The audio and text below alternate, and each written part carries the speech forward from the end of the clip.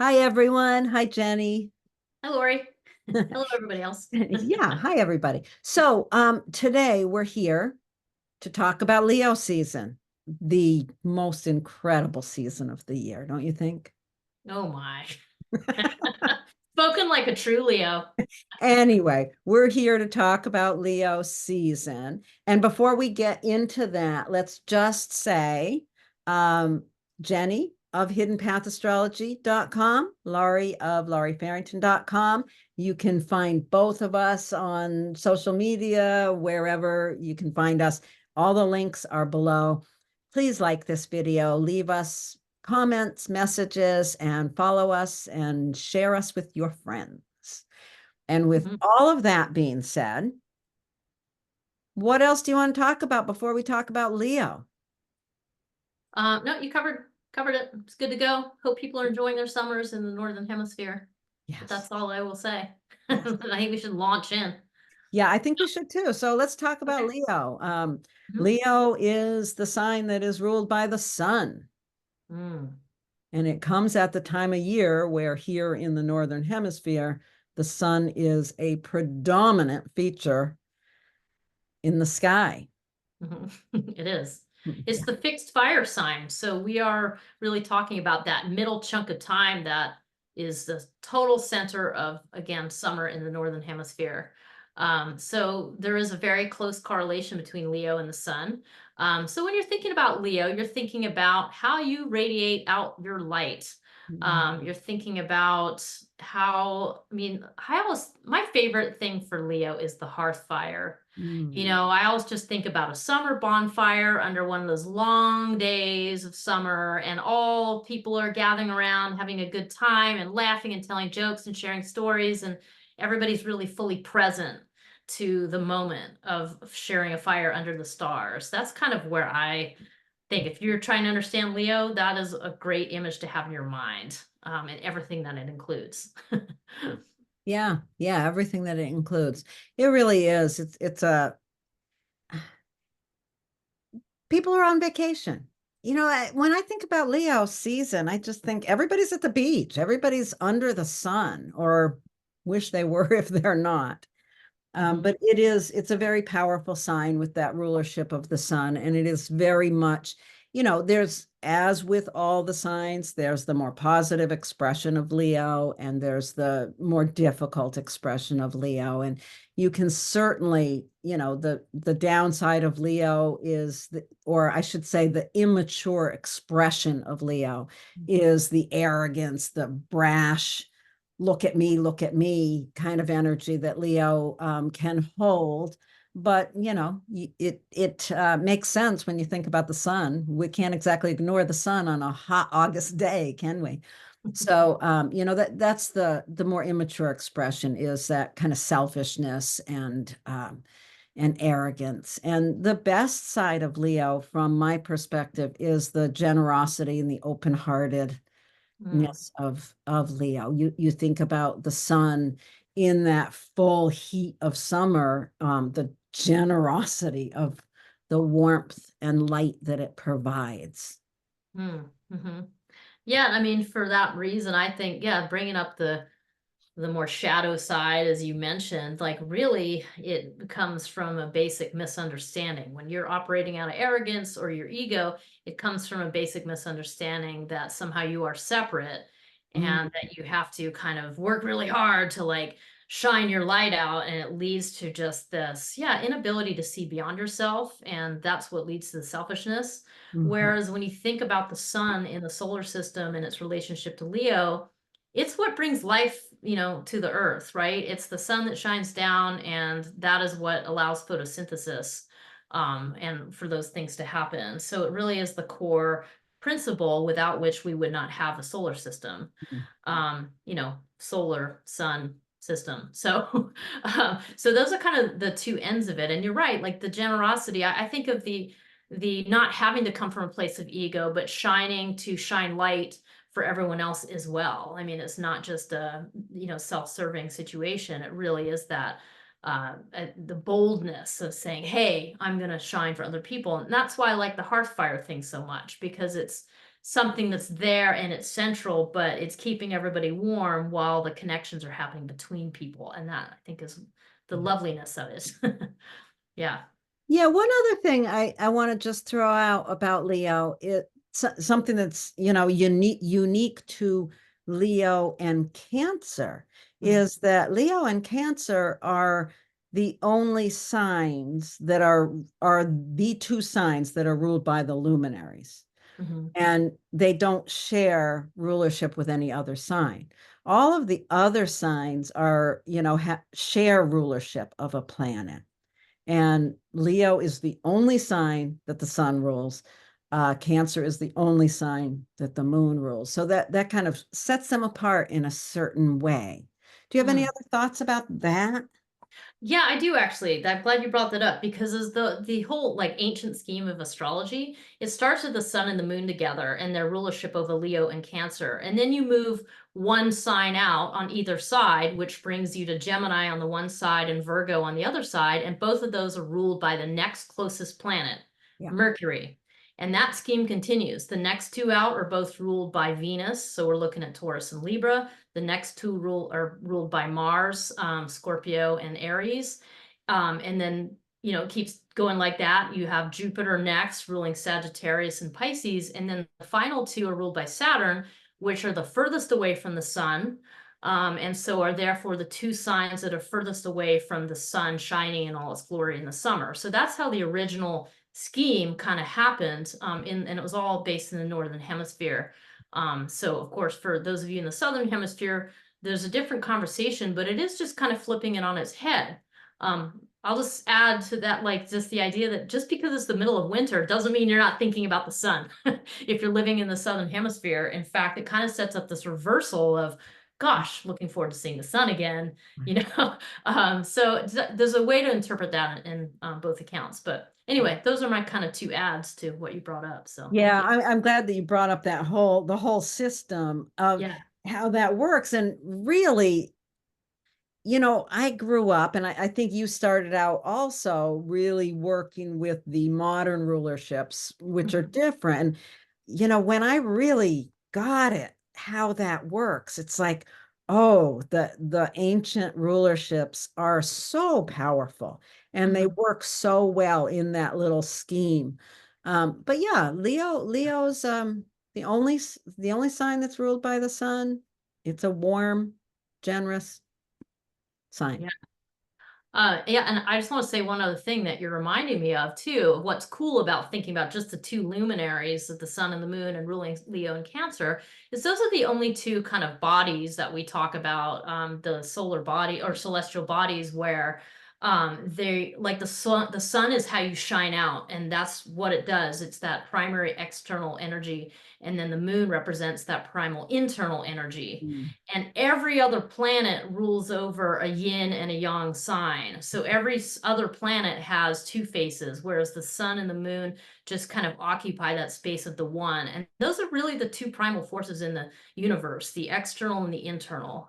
So I think it's very elegant, and we will talk about in the individual impacts how that play, how the sun rules Leo, and so there's a personal impact that's associated with that too. So yeah. Yes. Okay. Right. Anything else?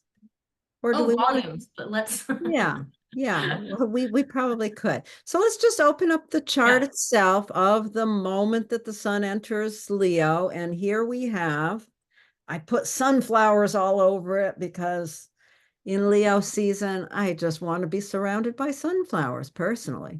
Love it. And here's Yeah. the moment. So there we have the sun at 0 degrees Leo. Let's Mhm. kind of circle that here. Whoops. Huh. Yeah. Well, There's the sun. oh, it's like highlighted peach. Yeah. It's interesting when we look at this chart.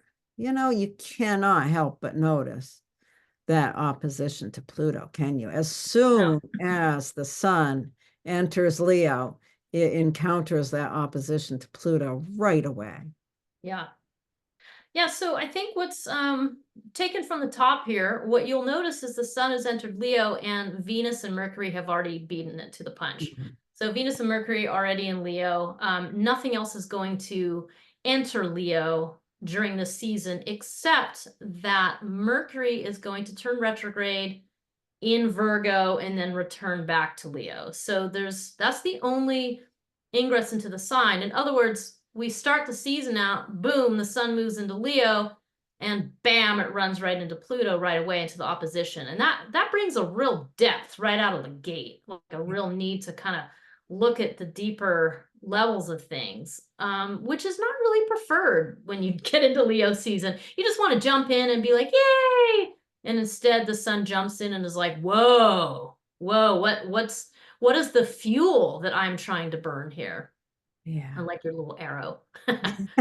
So, I don't know. Do you have, what else do you have to add about the Pluto Sun opposition or anything? Well, I guess the only thing that I wanted to mention about that is just to think of it in terms of cycles and when did this is an opposition, so it's really giving us a view of the of what has occurred since the cycle between Pluto and the sun began. Yeah.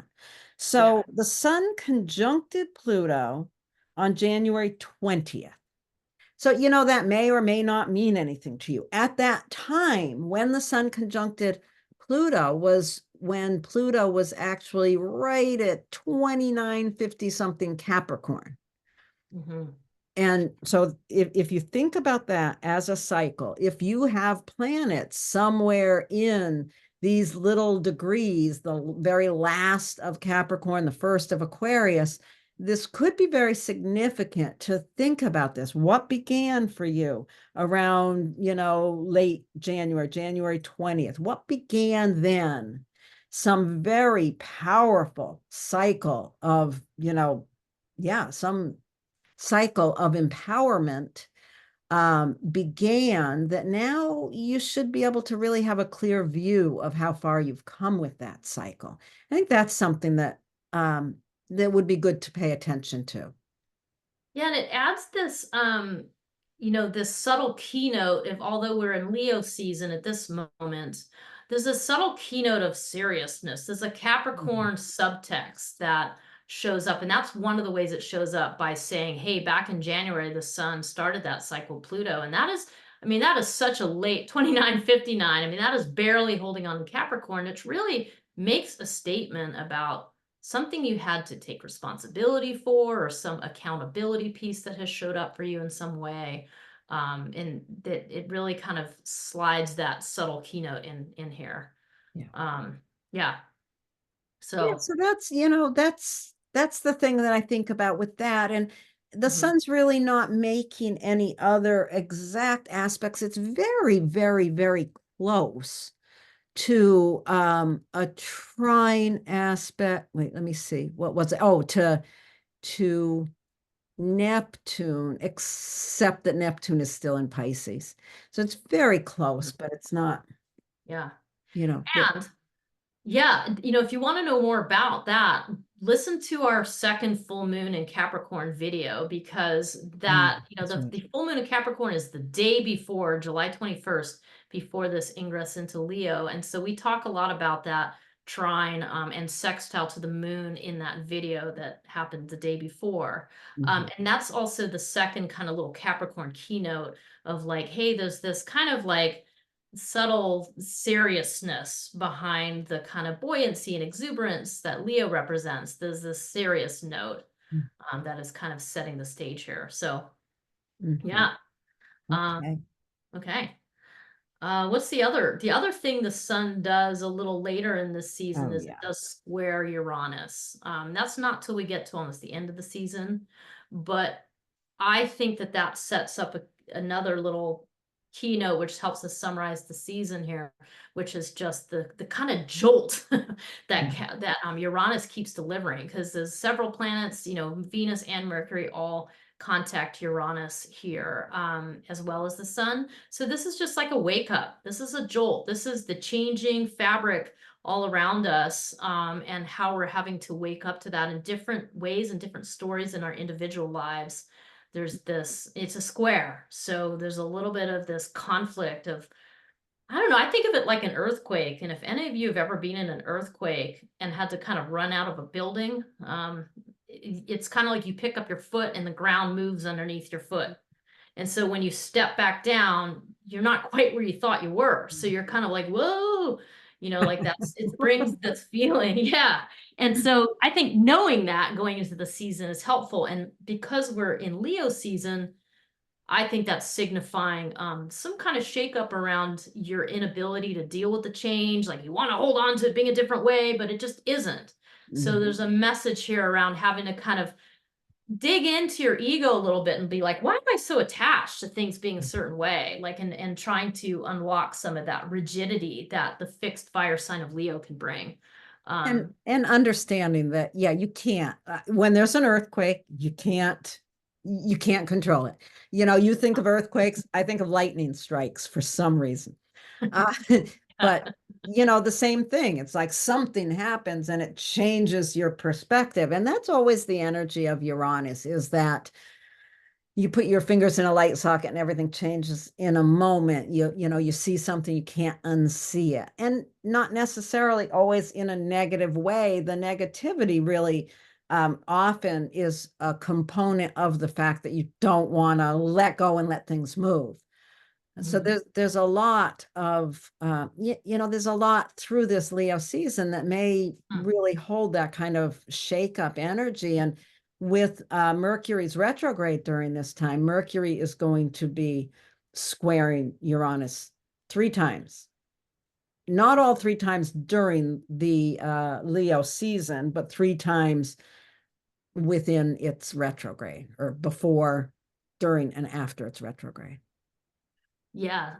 In fact, that the day before this, July 21st, that's when the first square is. And that's just such a busy day. The day before is with that Capricorn full moon. But yeah, I do think there's something interesting about all this conversation about having to, just let go of control. I mean, maybe that's part of the Capricorn meaning here. The subtle Capricorn meaning is because Capricorn can be really controlling. And if you're in your ego with Leo season, you're really trying to control it. You are trying to be controlling. The two together kind of bring in this like megalomaniacal, aspect of like, I want to rule the world or dominate, be dominant, or, there's a domination game happening here. So knowing this going into it is like, you don't have control. So stop trying to act as if you do, and instead pay attention to, some more of your inner world, some of the things that you're attached to, and what are some things in your private world that you can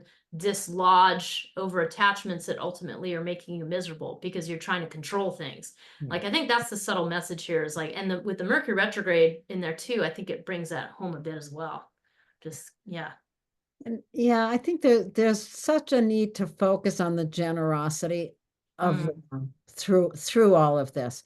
No matter how much the ground may be trembling a little, you can always open your heart and provide generosity and warmth. The other thing that I wanted to bring up here is, what's the date on that? I've got it right here somewhere. The day that the sun squares Uranus. The sun square to Uranus is on August 19th, so at the very end of the season. Okay, August 19th. Yeah. I just wanted to bring in the beginning of that cycle as well, just to bring in the conversation about cycles again, because I think that's so interesting. If you really track these cycles, you'll see how they play out. So the sun conjuncted Uranus on May 13th at 24 Taurus.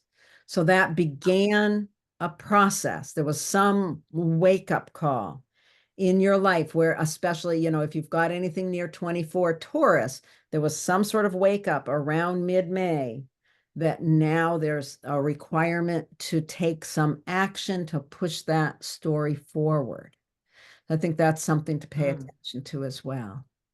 Yeah, that's great. I love how you bring in the big cycles, because our lives don't happen in these little 1 month increments per se. I mean, things happen, but they're linked back to other events. And this is the power of astrology, is Yeah. to recognize the cycles in your life and the learning that's available by paying attention to those cycles, right? Yeah. I Yeah. mean, yeah. Yeah. If you've got Yeah. something near that 24 degree of Taurus and, something big occurred back then in April, you're going to want to really be aware of this, because this time is going to require you to take some direct action to Mhm. continue on the path of what began then.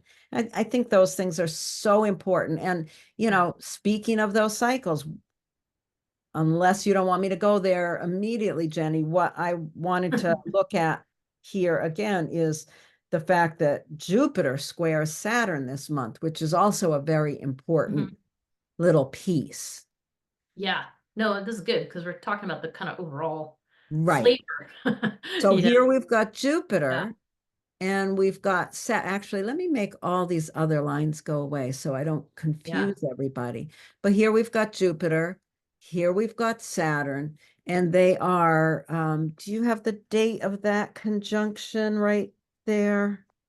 Yeah. Or Oh, that square, rather, the square. yeah, the square is that same very busy day, August 19th. Okay.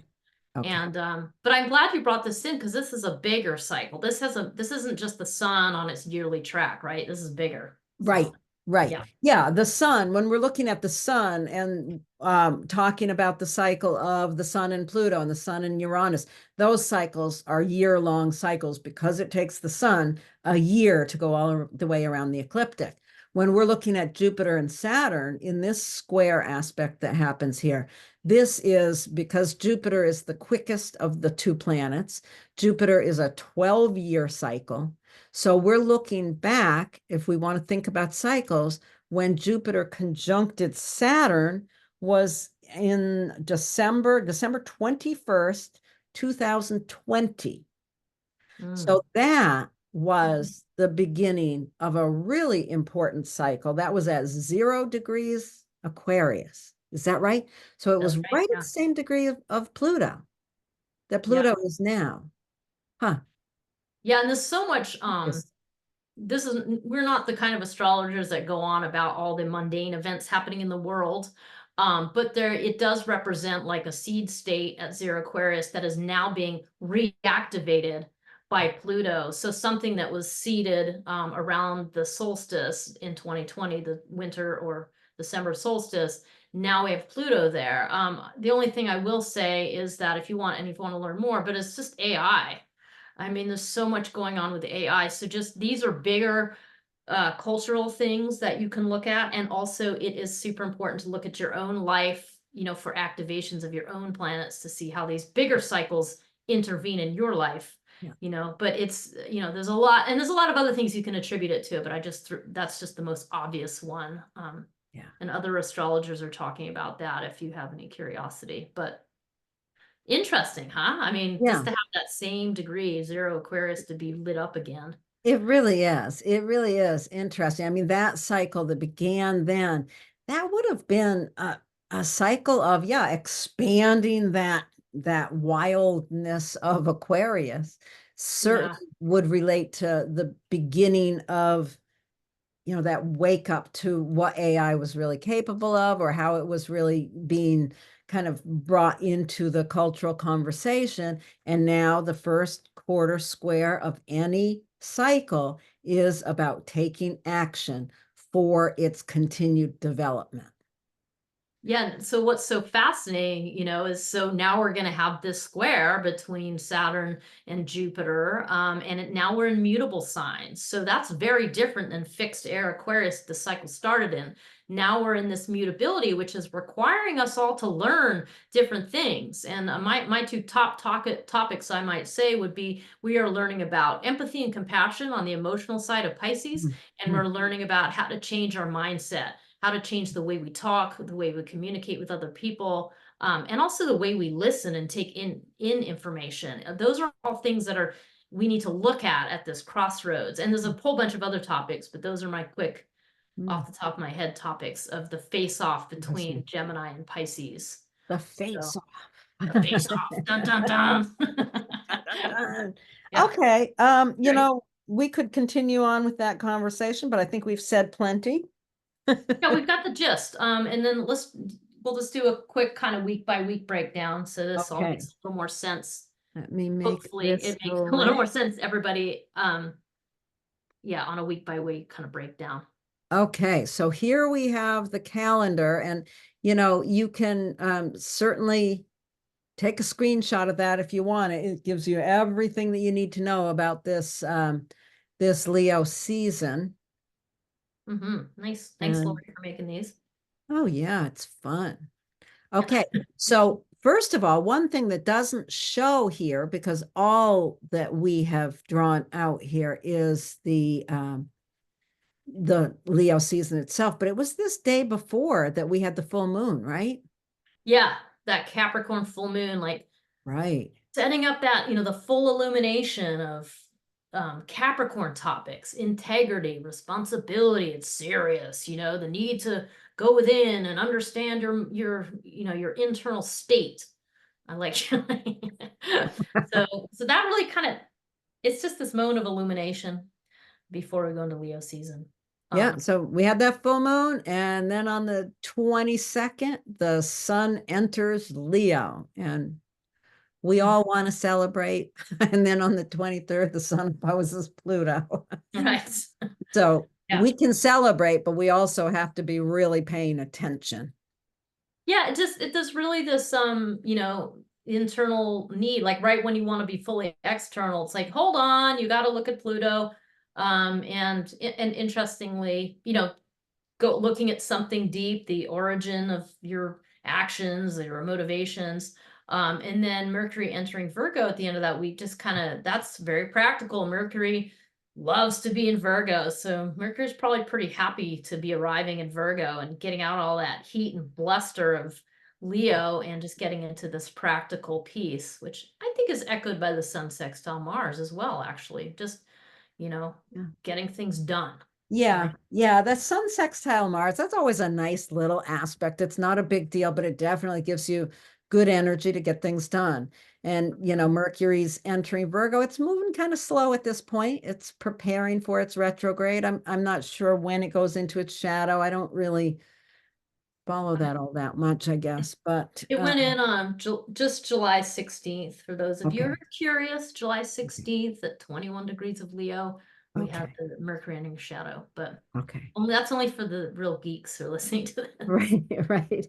Okay, so that's that first little part of the week. It looks pretty interesting, some sweet stuff, and then that sun opposed Pluto, which could be a little tricky. And then we've got the next period of time, which we're breaking this down from moon phase to moon phase, is how we like to look at this. So here, yeah, we're looking at between the 27th and the 3rd.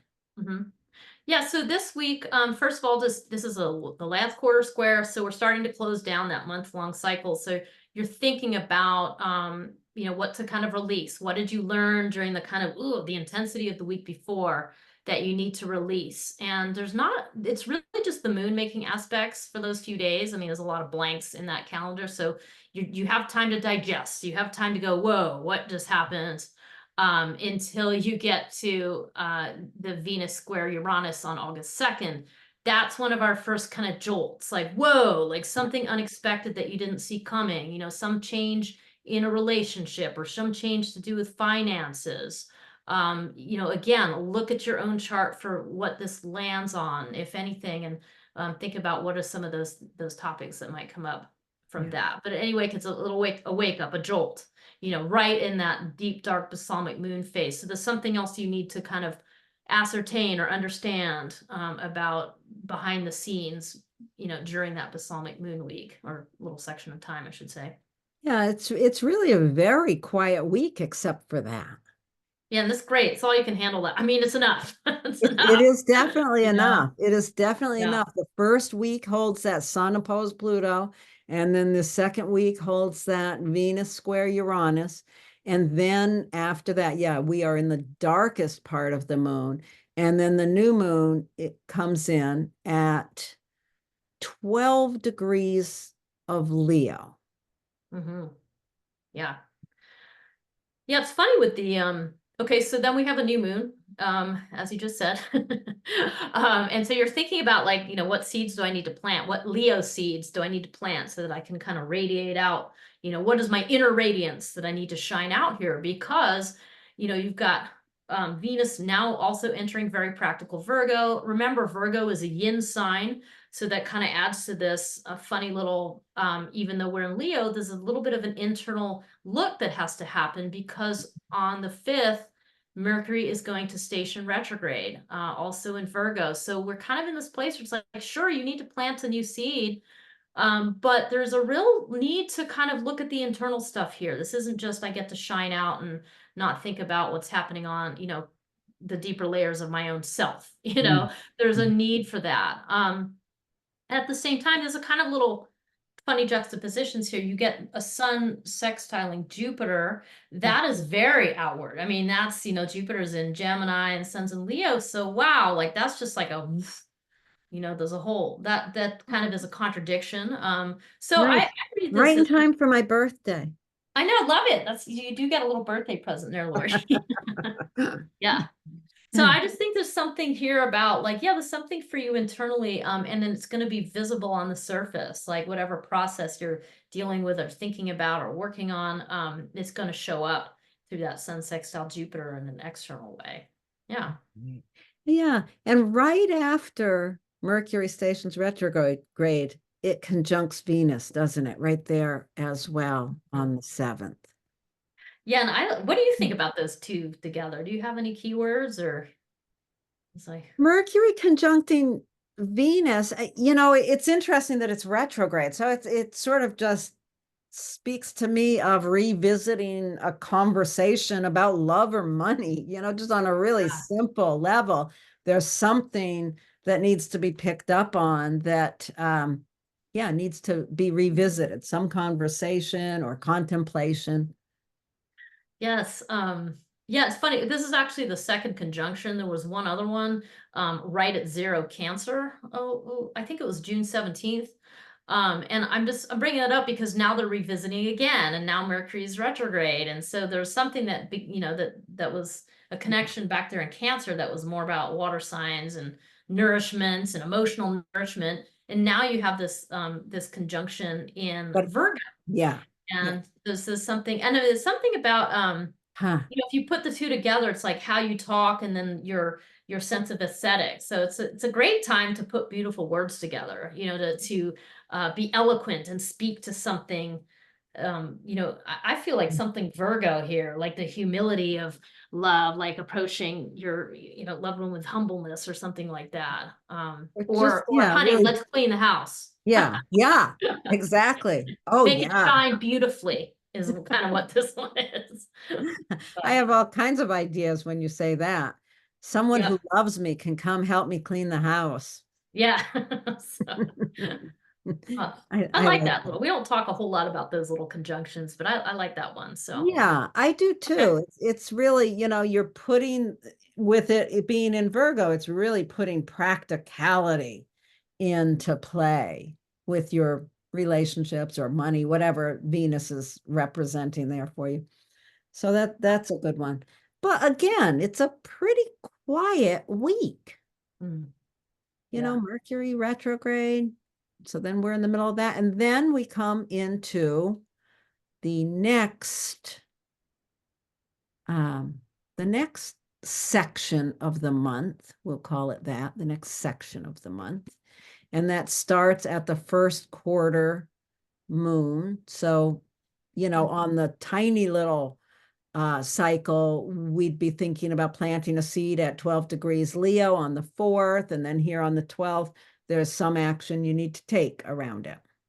mhm.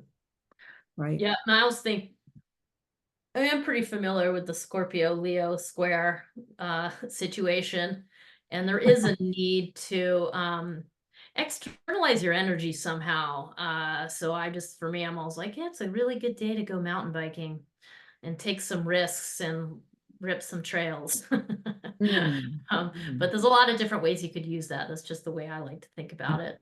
But that's very active, right? Like the first quarter is always, again, it's that always time to take actions, always a crossroads of like, okay, I planted a seed and something's grown and now I need to move forwards. I need to push something into a new direction or really be active. So that's what that brings. So it kind of flavors the whole week ahead of, okay, the moon's growing in light now. It's time to really show up for whatever process you're in and be fully present. And, it's especially during Leo season. So, and that brings us to, oh yeah, Mercury retrogrades back into Leo on the 14th. yeah. So bringing in that conversation we had in the beginning about maybe having to look at your attachments, your ego attachments, or kind of understand like if Leo is fire, what is the fuel you are burning for that fire? And I feel like Mercury going back into Leo is like an investigation into what's motivating you. What do you really care about here? What are you trying to show to people? Yeah, and it's really important to pay attention to what households Leo in your chart because you're going to be revisiting what you thought was done there as far as the Mercury piece. Mhm. So you're going to really want to pay attention to that. We'll get into that in the individual impacts. And then we've got Mars conjunct Jupiter. Yeah, That's a that's big. 2-year cycle. That's kind of an interesting cycle. It's really a cycle of energizing your Jupiter, energizing your faith, energizing belief. What do you think of with that? Well, it just, I mean, anything Jupiter touches, it makes bigger. So Yeah. this is the time to act big. Yeah. This is the time to go ahead. You're in a first quarter moon phase, so you're already thinking about what do I need to take action on, and then 2 days later you have this. This is go big or go home. This is I mean, Mars is What's the omnipotent Gemini. aspect of that? Do you know where is that? What's the degree? Yeah. Nope, but I can look it up. But it's in Gemini. So just think about Gemini topics. This is sharing information. This is Yeah. some conversation you need to have that's Yeah. absolutely vital to moving things forwards. Yeah. It is at 16 degrees of Gemini that 16 day. degrees Gemini. Huh. Yeah. Yeah, that's an interesting because that's the beginning of a 2-year cycle, basically, Hmm. of getting something, really taking action on something on an intellectual level, some project Yeah. or something, depending again on where Gemini is in your chart. Oh, I know what And it then, has to do with that. yes. And then 2 days later, Mars squares Saturn. So it's pinging the impending square between Jupiter and Saturn. But what this is also saying is, hey, your big action, your big conversation, your big discussion, well, it also needs to be realistic. It Yes. hits the boundaries of Saturn, and it's like, nope, okay, there's an accountability that really looms here. There's a need for things to fit you have to be realistic. You can't just, Yeah.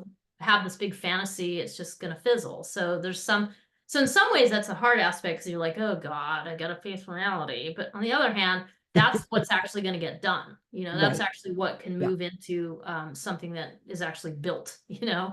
or you're able to build. Yeah. So.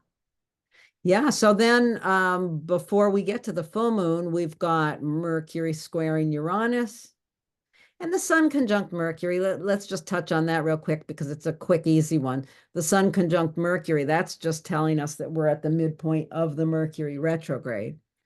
Mhm. Anything else you want to say about that itself?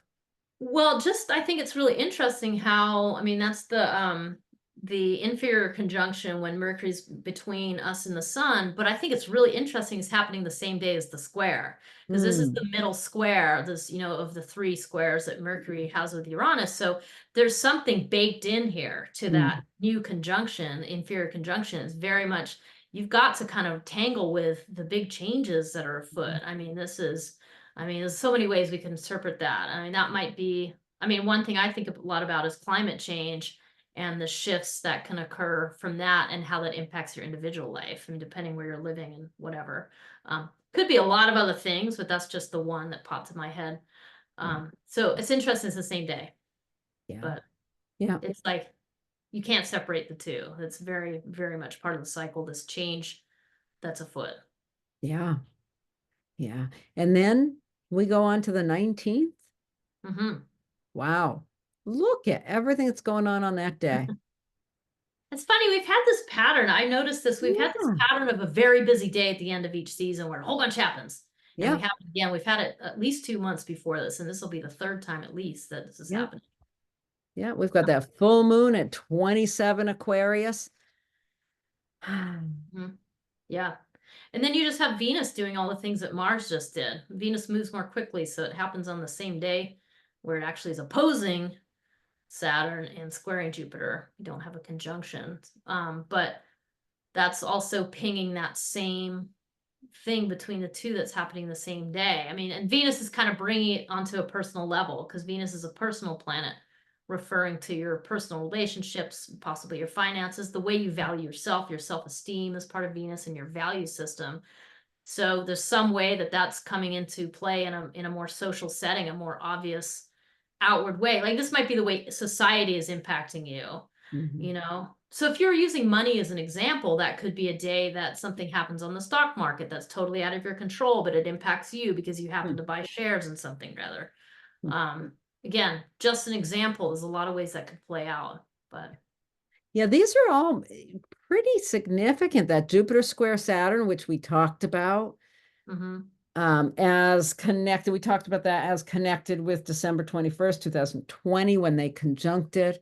So it's a big deal, really. This is some action that has to be taken on something that began way back then in December of 2020. What do you, what more can you say about that Jupiter square Saturn? Well, I just think these are these bigger, isn't it like a 20-year cycle? I mean, I think it's a bigger, or that's the space between new cycles. I mean, Jupiter, I always think about if you want to understand Jupiter and Saturn, one simple way to think about is the inhale and the exhale. Yeah, You know, yeah. Jupiter, you expand, inhale, you get big, and then you exhale, you Saturn contract. contracts. Saturn. Yeah. So this is just that reminder of the inhale and the exhale of life, these patterns of expand, contract.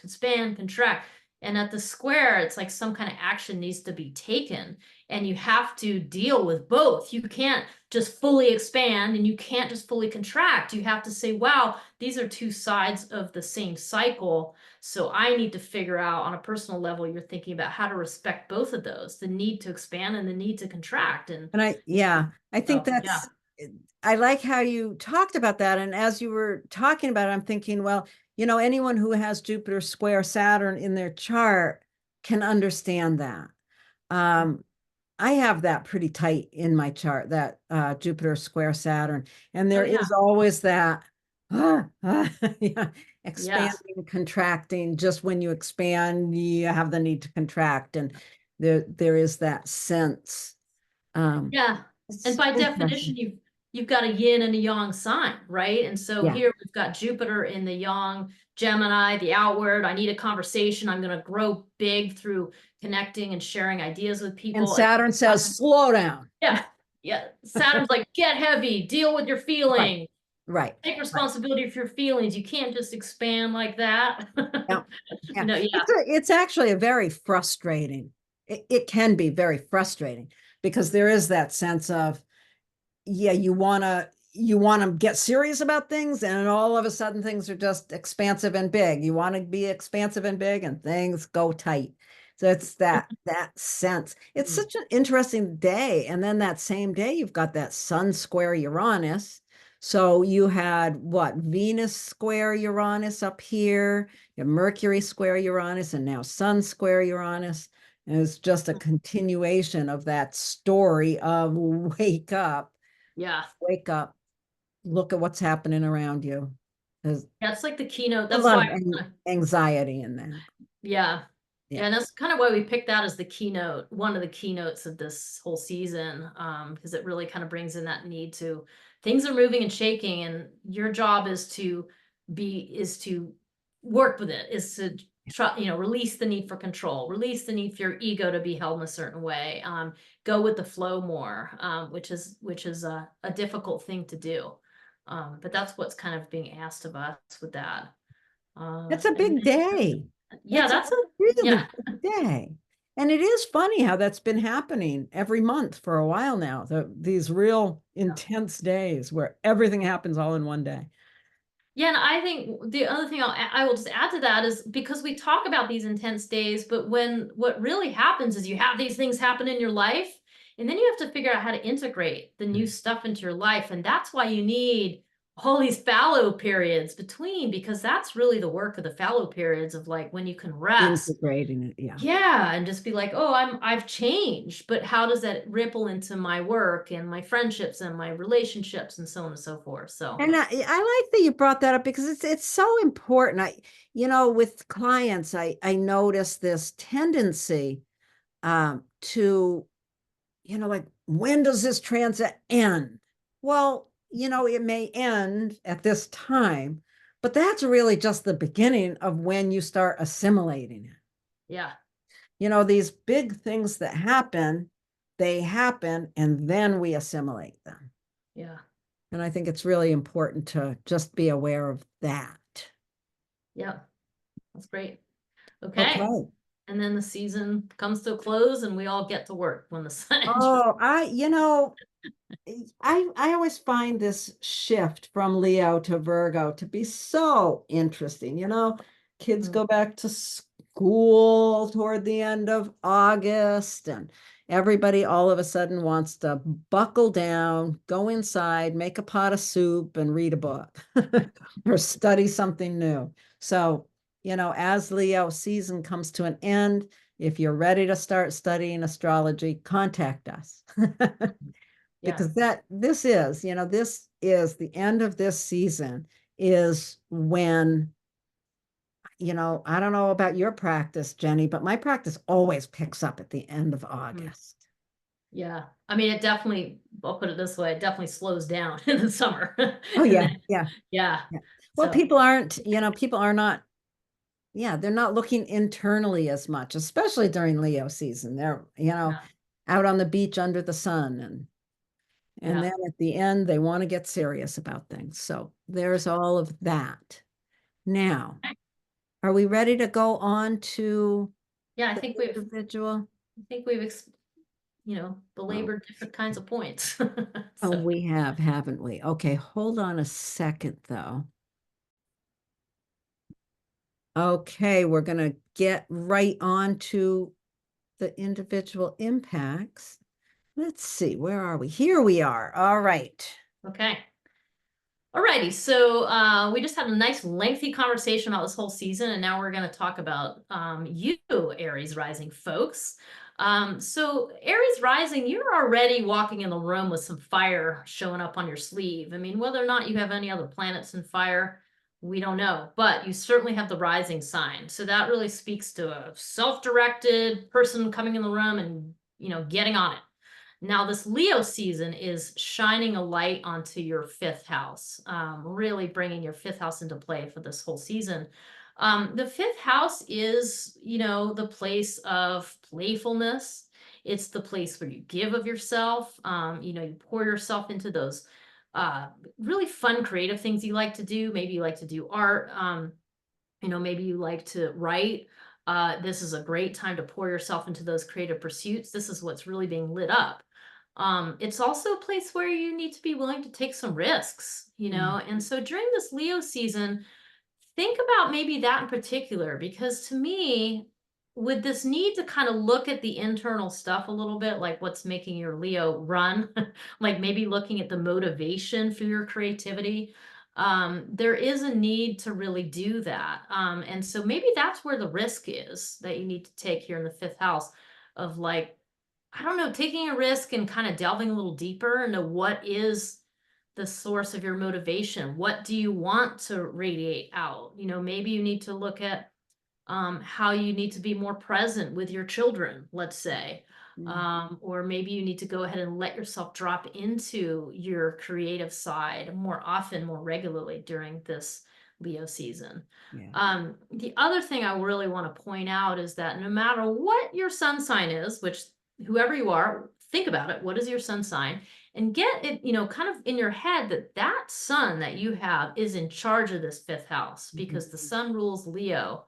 So even if you're born in the winter, and you have, let's say, sun in Capricorn, it's still in charge of this place where you have Leo. It's still there's still an insistence that you learn how to express yourself in this kind of unfettered, loving, playful way. So yeah. Yeah, wherever Leo is in a person's chart, I think of it as the place where you learn the most about yourself and the place where you can express yourself the most fully. So this area of the fifth house, how you give of yourself, is so, so important. And like Jenny said, even, if your sun is in Capricorn, well, your creativity is going to be pretty serious. It's going to bring that flavor of whatever your sun is going to be used as a part of your expression, and how you give of yourself. It's interesting how that works, isn't it? Yeah, it's cool. I love those ruler shifts. They're super fun. Yeah.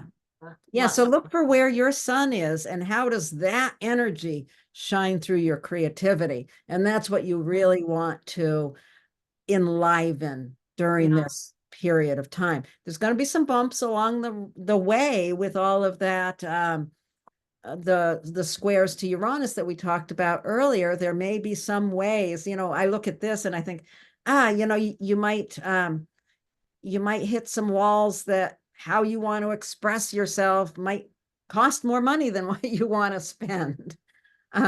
Makes me think of that conversation we were having a minute ago about $3,000 pants. At any rate, Yeah. yeah. Yeah.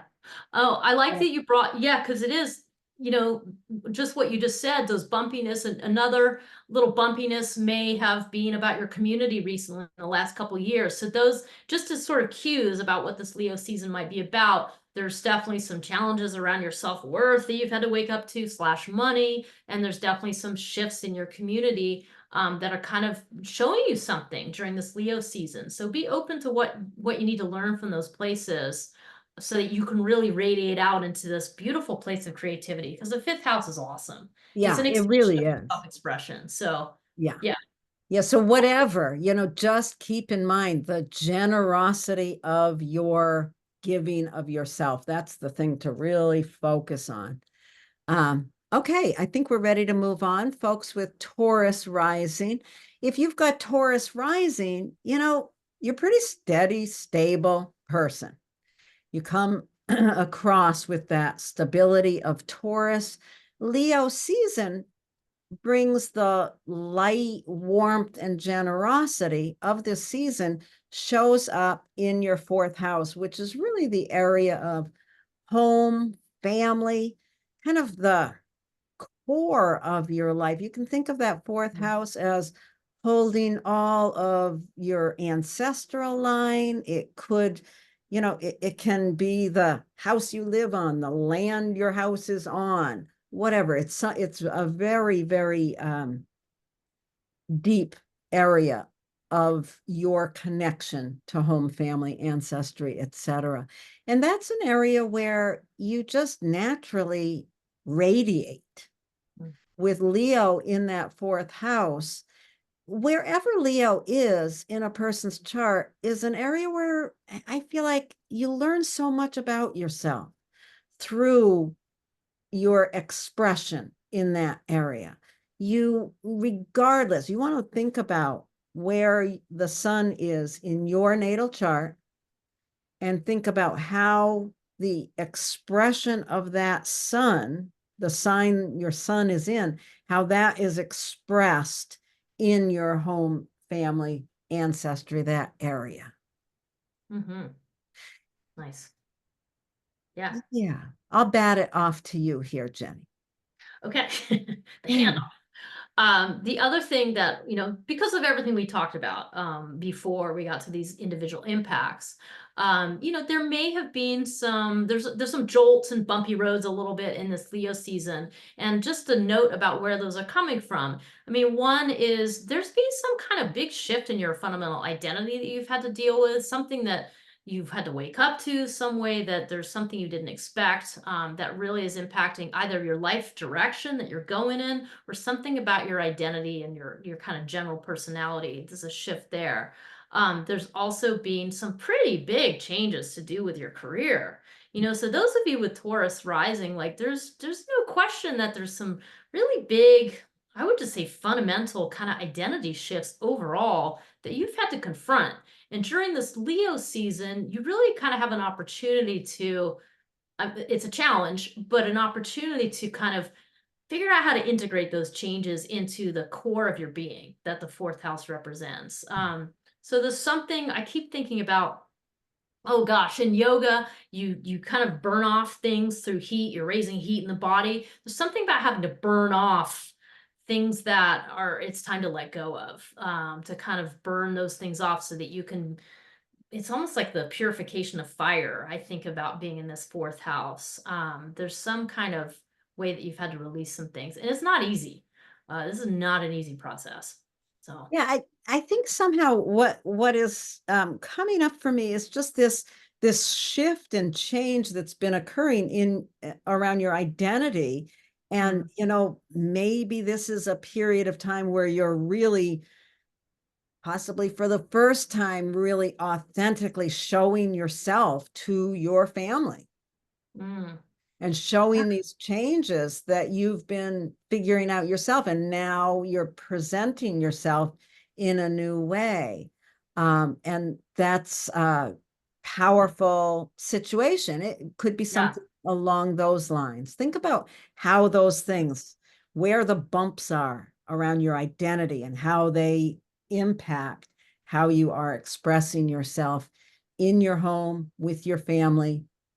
Maybe you've just, had a whole shift of identity and you want to paint all your walls pink or whatever. Hi.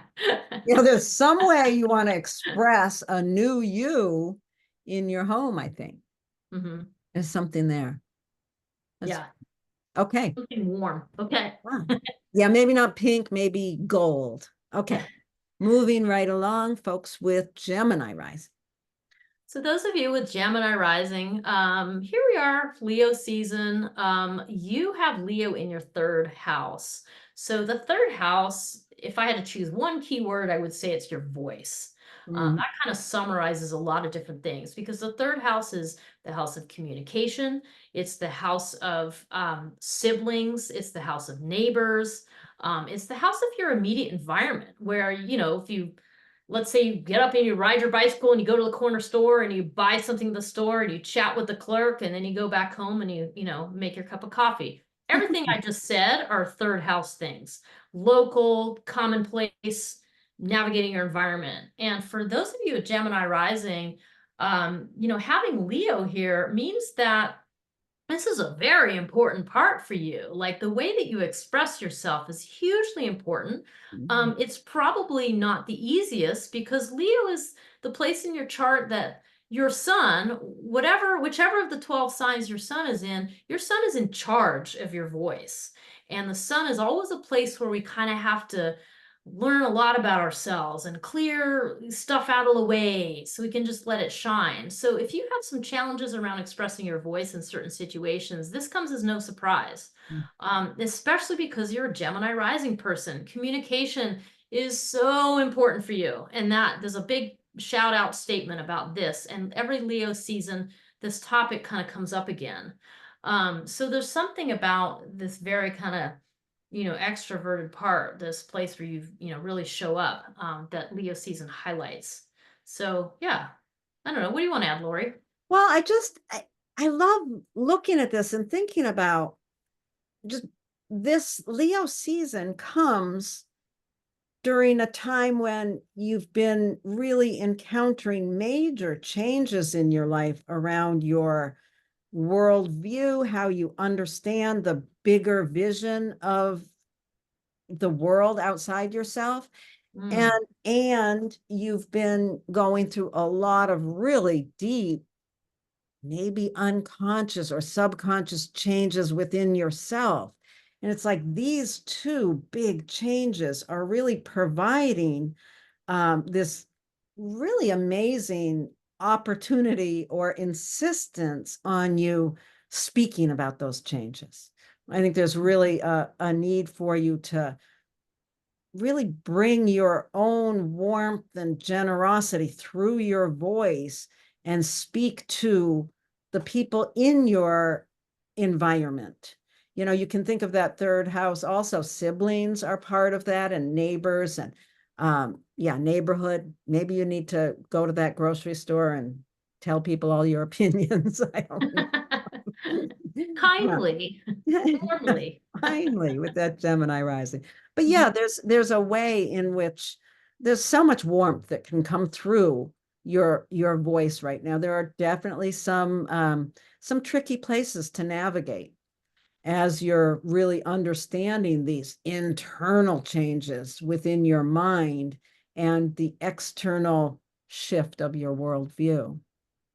Yeah, I especially like that idea of like whatever's being kind of churned up in your subconscious, that Yeah. there's a lot of power there, that can really inform your voice. And especially if you're willing to share the story of that churning up, because there's a lot of wisdom that can be shared. And as a Gemini rising, like you have the storyteller and the teacher archetype fairly prominent in your chart. So I like that. I like to think about that, and certainly can think about people with that in their charts. Yeah, and as you're saying that, I'm thinking, oh yeah, and Jupiter also just moved into their first house. And Right. the sun sextiles it shortly after it moves in there. So there's so much energy to speak up and speak your truth. Yeah. Yeah, It's really like fascinating. that. Okay, Cool. let's move on to folks who have Cancer rising. I think I know a few people with Cancer rising. Okay, so if you have Cancer rising, this Leo season is really highlighting your second house.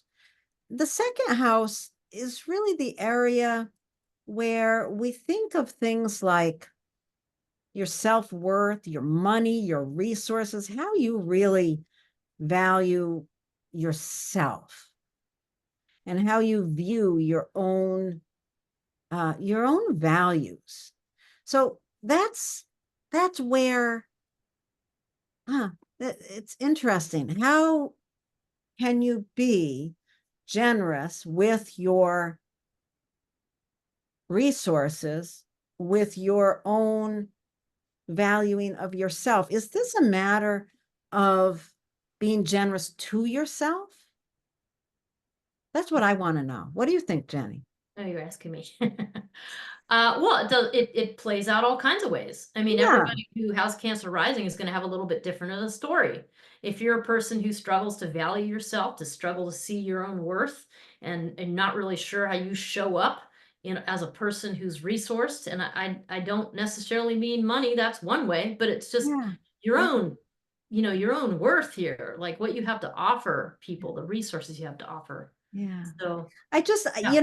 I thinking so much of Leo as an outward expression, and yet, when your self-worth is involved, I feel like that Leo sun needs to be turned around and shown on your own self to increase your self-worth, and possibly, finances going outward really support that inner expansion of self-worth.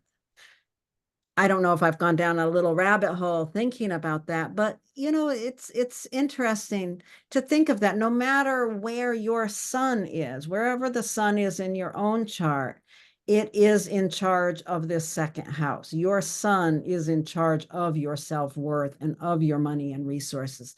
So you want to really think about that. And there's also some bumps along this path of expressing yourself in that area. And those kind of bumps along the way come through the community that supports you. You've been, going through a lot of change in that area.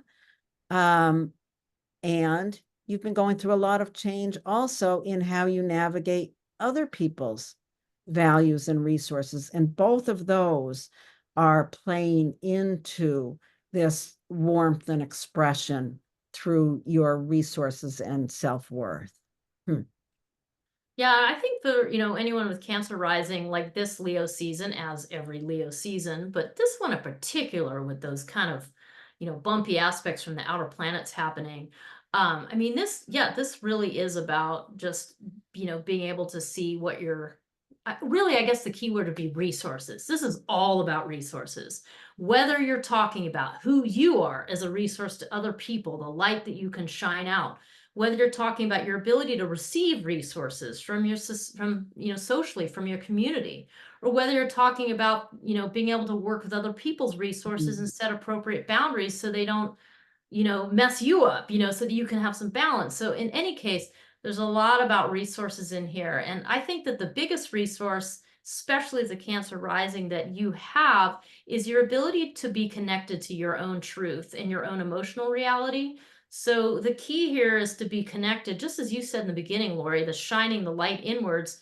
You've got to be connected to yourself. When you have that connection, the sky is the limit on how much you can shine that outwards and be generous with other people. But you have to have that internal peace. And it's difficult with Cancer rising because we live in a society that has not quite gotten the message about how important our feelings are and our emotions, and that the emotional feeling part of ourselves is really ancient. And Cancer is the original ancient symbol in a lot of ways for those feelings. And so there's a fight, and the fight is about getting society, other people to recognize that feelings are your source of your strength, not a weakness. So that's where you kind of have to go in, just get that truth for yourself, be connected to your own feelings, and then you can really radiate out. So that's kind of my addition to that, to this picture. So That's awesome. yeah. Okay, good enough. Let's go on to folks who have Leo rising. Oh, Leo rising. You, of all the signs of rising, you have that Leo that is just shining right on out. And it's funny because I definitely know Leo rising people who don't have any fire in their charts, who are nonetheless walking around with this bright, shiny exterior. And there's something very kind of wonderful about that. Like this, if you have Leo rising, you are here to shine your light into the world. The thing you're going to have to be careful of, and this again, it depends how much other fire you might have in your chart, but is that people want to put you on a pedestal. People want to tell you who you are because they want you to shine for them, because you walk in the room and you kind of light up the room. So there's a real need with a Leo rising person to understand oneself, to develop self-awareness to a whole new level. So every Leo season, you get this golden opportunity, and gold is the key color here. This golden opportunity to understand more about yourself and to experience yourself as a Leo rising person, and to work with that. So that's one thing. Another thing is, Leo is ruled by the sun. So no matter what your sun is in, any of the other 12 signs, your sun is in charge of your chart. So the ability of your sun, whatever the heck sign it's in, to shine outwards, to have things cleared out of the way so it can shine, is going to be very, very important for you. It is really what you're walking around with. So that's big. I mean, this is big. And because we have had some bumps in the road during this Leo season, we've got some kind of intense aspects of some outer planets. There is some fundamental things that are shaking up a little bit here. So there might be some kind of shift, pressure being put on you to do with your profession or your public reputation. And there's also a big old shift in the way you do partnerships. So there's a lot to kind of, send some ripples through you that force you to develop more self-awareness here. Yeah, I like how you said that. I mean, it really is a pushing you to be more self-aware. Wherever Leo is in the chart is an area where you learn so much about yourself.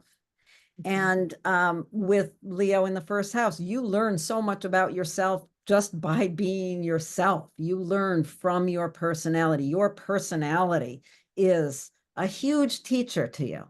And yeah, depending on what sign your sun is in, that will be part of the storyline here. But this is awesome opportunity to take the changes in the outer world, your career, your social reputation, take those changes, even as they're kind of bumping along, and you might feel kind of, yeah, off balance and insecure around how you're expressing your personality. The changes in your relationship are putting you in a position where you may have to really put yourself out in a way that isn't totally comfortable. But this is such a learning opportunity for those of you with Leo rising to just learn about yourself. Nice. Beautiful. Okay, so let's move on to folks who have Virgo rising. You know, people with Virgo rising, it's such a quiet rising sign. I always think of Virgo rising as being very quiet and polite on the surface. And where is the heat of Leo?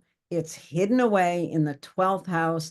It's in that hidden area of your deep unconscious or your spiritual hidden self. So that's the area that's really being lit up here during this Leo season. Some way, this Leo season, every Leo season for you with Virgo rising is a time to learn again about yourself, but in a very different way than what we just talked about with Leo rising. With Virgo rising, you're learning about all the hidden parts of yourself. You're laying out there in the sun, heating yourself up on the beach, but you're really going inward in some way to understand these deeper levels of yourself. You know, this Leo season, as we've talked about, it's not without its bumps and its challenges. And for you with Virgo rising, those challenges are coming from changes that are happening kind of outside of your control regarding your health or your lifestyle itself, and also big changes in your worldview. There's a lot going on that has shifted your world in such a way that this Leo season is a great opportunity to kind of assimilate those changes and assimilate what it means to you on a much deeper level. Wherever Leo is a place of high learning. So your high learning comes from grappling in those deep undercurrents. Yeah. Yeah, and I think you said all that really well. So I just have a couple little embellishments. One of them is that some of those changes, that kind of awakening, jolty energy we talked about that the planet Uranus represents, we talked about that at length in the beginning of this video. But just thinking about that change can come from something that like publishing, it can come from something to do with the law or legal issues. That change can come from travel that you've undertaken. I mean, these are all topics that fall in the ninth house where you have Uranus. So there's a lot of different things that could be kind of jolting you into a new awareness of your subconscious patterns. There's a few other significations, but it's really like your philosophy, your belief patterns that have undergone a shift that are sending a ripple effect into your deep unconscious or subconscious. The only other embellishment I'll add is simply that the 12th house can also be your ability to impact the collective. So sometimes you see like politicians or leaders or so on with a big 12 because they're really interfacing with the collective, the huge power structures, the sort of administrative power structures. So that's also one other way for some Virgo rising folks, even though that little quiet, meek potential exterior shown by the rising sign, there's a lot of power here. Yeah, I can think of somebody like that. Yeah, it's a lot of power. it's really fascinating to think about this. Yeah. Yeah, the I love bump the rulership. Yeah. What'd you say? I just love the rulership stuff too, because it Oh, yeah. brings these home to people during Leo season. So Yeah, it's really powerful stuff. Okay, so let's move on to folks who have Libra rising. Okay, so those of you with Libra rising, well, let's see. Libra rising is a fairly affable sign. This is the sign of, hey, I want to join in, I want to be included, I want to talk to people, or, I mean, sometimes it can be totally the opposite and completely avoidant. I don't want to talk to anyone. That's the funny thing about Libra. But generally speaking, it's this kind of more affable sign, the need to be appreciated showing up. And your 11th house of social groups, community, is the thing that really gets lit up every single Leo season. Like every time July, August rolls around, there's a big focus on your groups. Maybe the classes that you go to, maybe a community that you volunteer with. It could be large sort of social groups of friends. Any kind of group affiliation is really what shines up. Shows up. I mean, this is a very, I think of this as being a very chatty social time for those of you with Libra rising, having your 11th house lit up like that.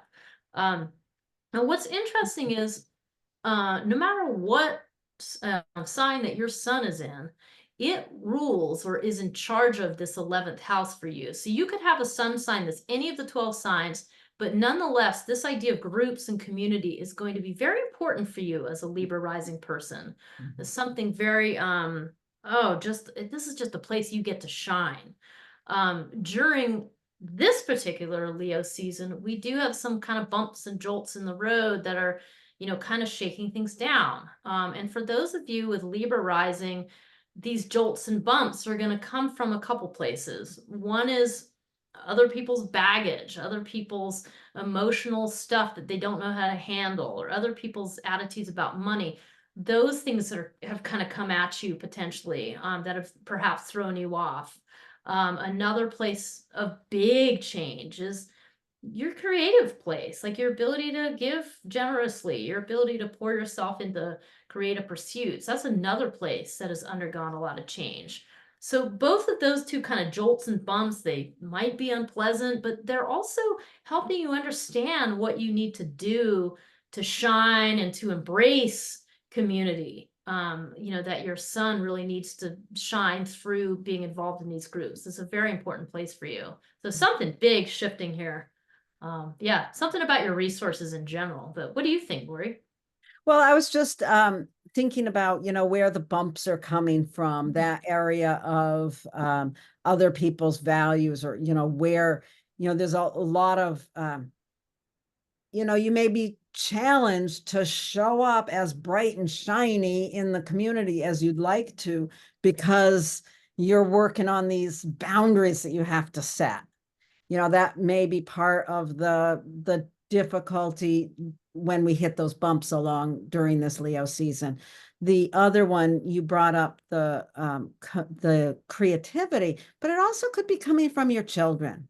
There's some big change that is part of the bumps this season that come from that fifth house, some way that, you know, I think with Libra rising, you sort of come into the room, like you said, you're very affable. You want to please everybody.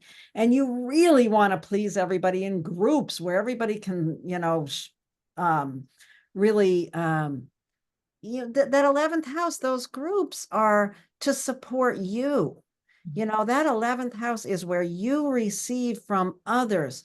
So you want to please everybody because you're a Leo rising. You really receive in this big, dramatic way.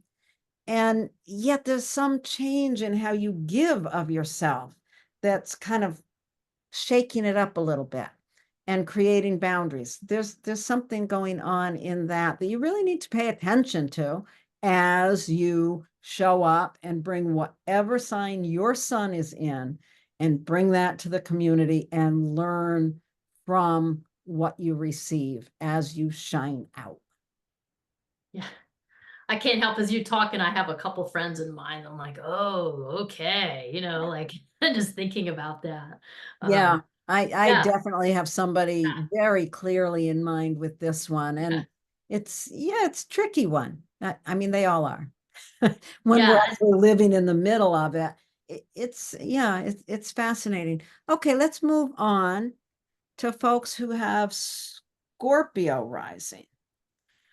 So if you've got Scorpio rising, Scorpio rising people, it's just interesting because if you've got Scorpio rising on a personal level, there's a way in which you hold a lot of self-privacy.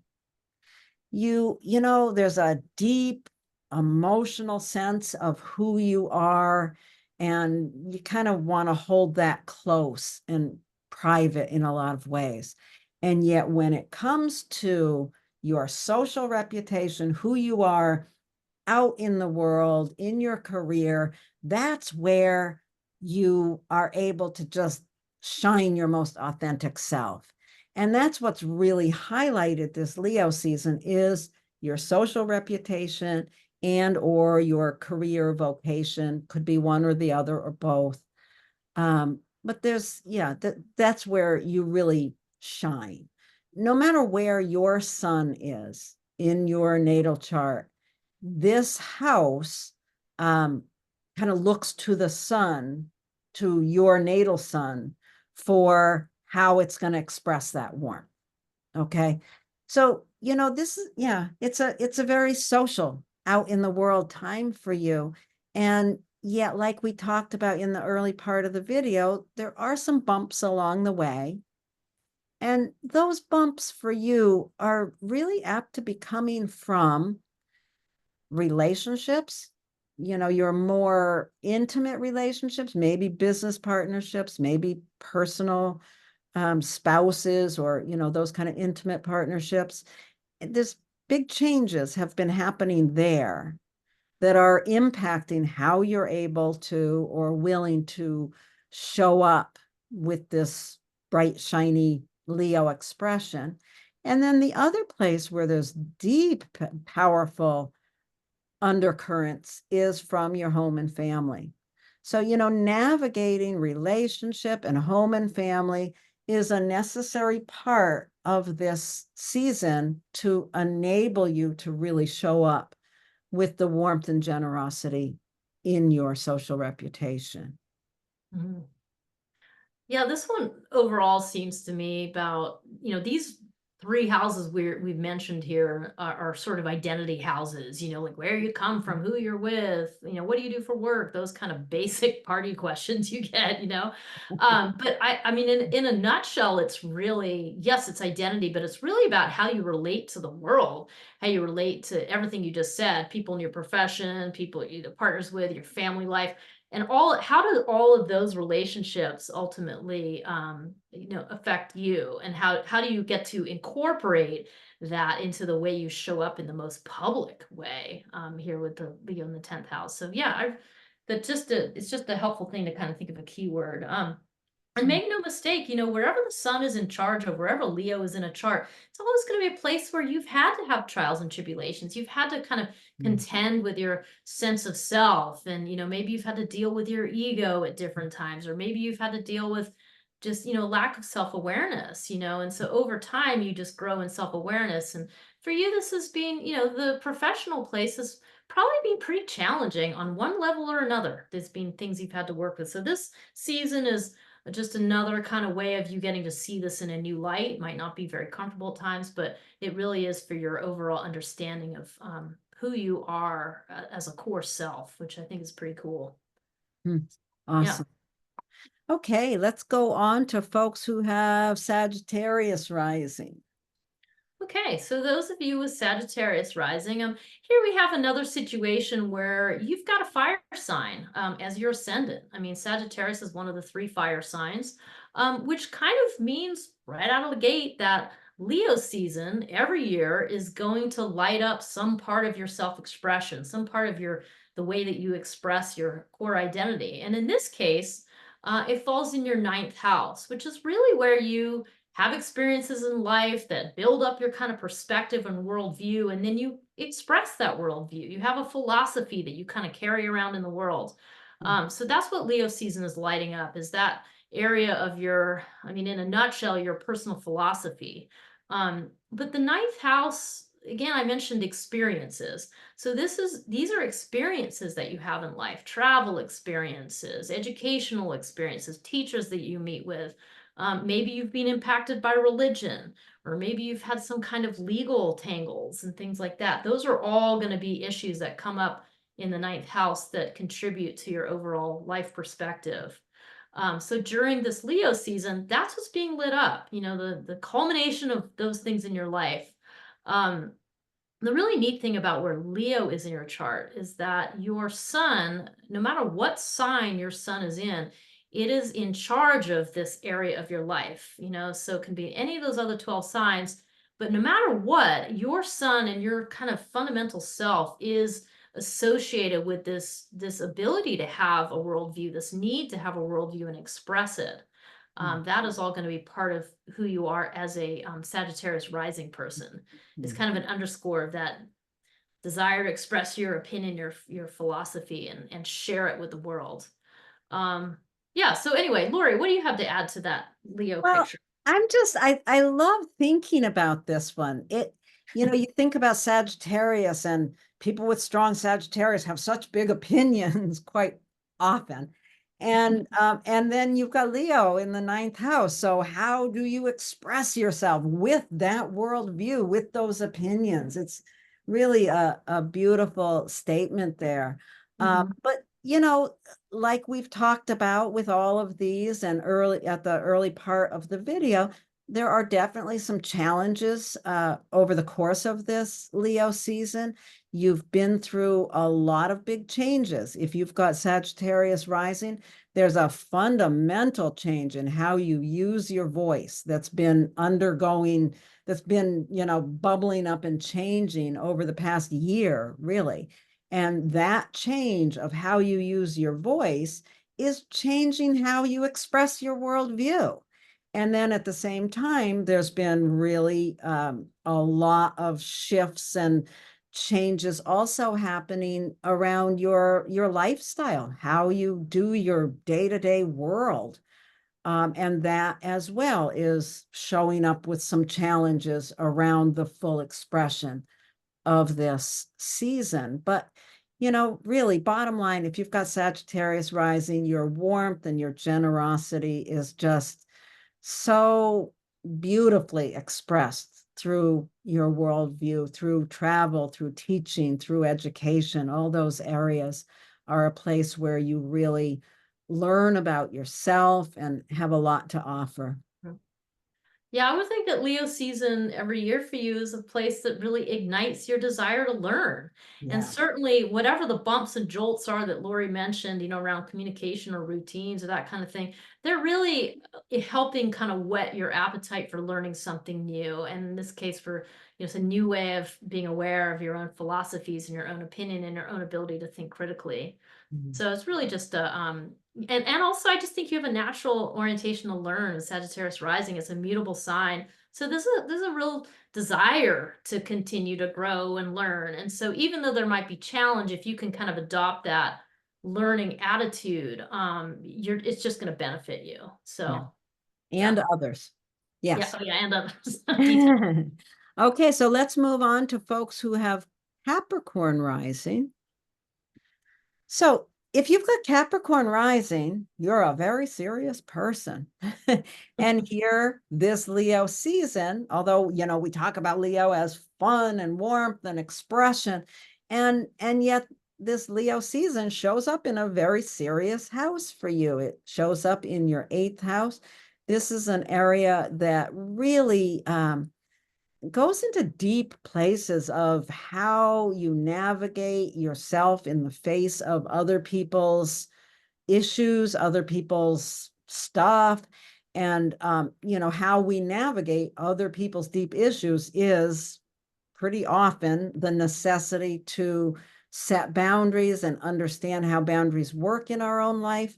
So, it's kind of a interesting place to think about this as a place where you learn so much about yourself. Wherever Leo is in a person's chart is an area of powerful learning about the self. So it's, it's as you learn how to navigate other people's stuff and set your own boundaries. This is a place where you learn a great deal about yourself, and a place where you're really paying attention to right now. Um, yeah, it's interesting. I'm sorry, I'm getting a little stuck. I'm thinking of playful, joyful, warmth, and generosity, and setting boundaries. It's kind of an interesting combination there, but this is where Leo shows up in your chart. Now, we talked about some of the kind of bumpy spots that are happening over this Leo season. And for you, with Capricorn rising, those areas of your life that are really causing some challenges to you are, some of the changes that have been undergoing for a period of time in your fifth house, in the area of creativity or how you give of yourself. So there's changes in your understanding of how you give love that are impacting how you're navigating other people, how you're setting those boundaries. And the other kind of tricky spot that's creating some bumps along the way, especially at the very beginning of this Leo season, is from that area of your resources.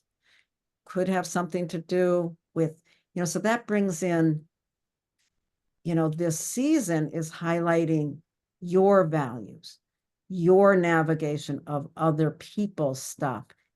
And some of the bumps are involved in the changes in your own values and your own navigation of your resources.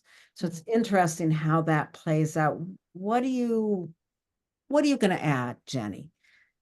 Well, I just think the season overall, this one in particular, really is shining a light on how you wield your resources. What are your resources that you have to offer? And then how do you use them? And how do you use them in a way that is shining a light for other people, while keeping yourself in a good spot?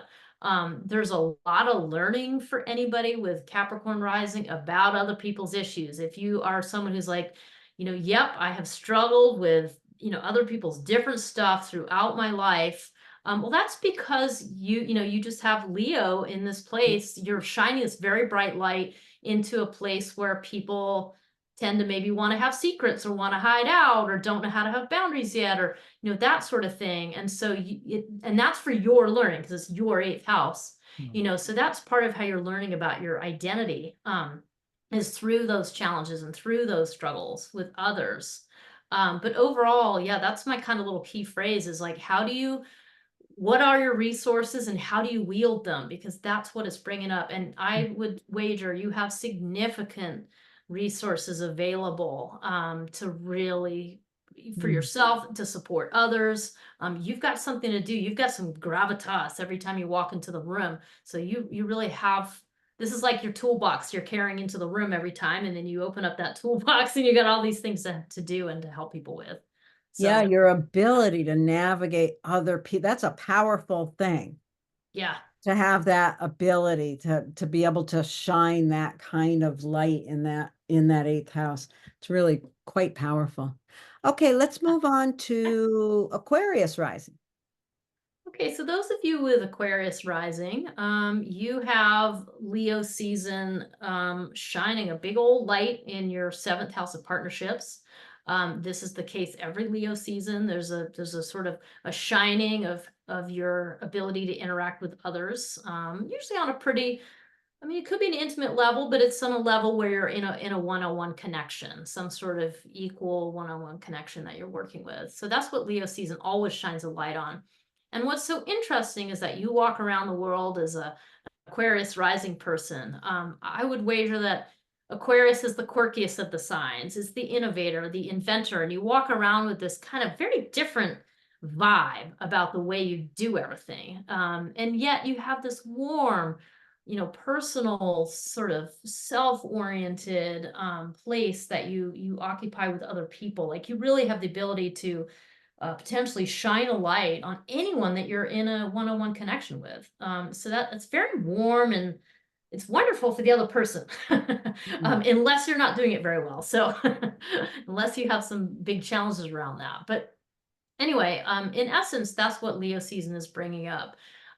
There have been some kind of jolts and bumps during, or they're going to be during this Leo season, that are kind of going to shake that up, shake up that idea of who you are showing up as in partnerships. And quite honestly, those bumps are coming from a big change in you, some new understanding you have about yourself, some way in which you're changing, some way in which you are totally discovering this new aspect of yourself. So that is going to dramatically impact anyone you come into contact with. And also you are changing at a kind of a foundational level. You are also stepping into totally new territory. So I don't know, there's a lot, anybody with Aquarius rising, there's a lot of change happening in your fundamental identity. And this Leo season is really showing you how all those shifts are landing in your relationships. And that's where you're going to see the biggest kind of evidence of these more dramatic, longer, slower changes that are happening. So that's an interesting place to be. Yeah. What do you think? It really is. Well, as you're talking, I'm just thinking about, the Aquarius rising being the innovator and all those things. There's something about the personality with someone with Aquarius rising. It's very cool. There's a, kind of an objectivity, a coolness in the personality. And yet when it comes to that intimate partnership, that's where all the warmth is. There's just so much warmth in that intimate partnership.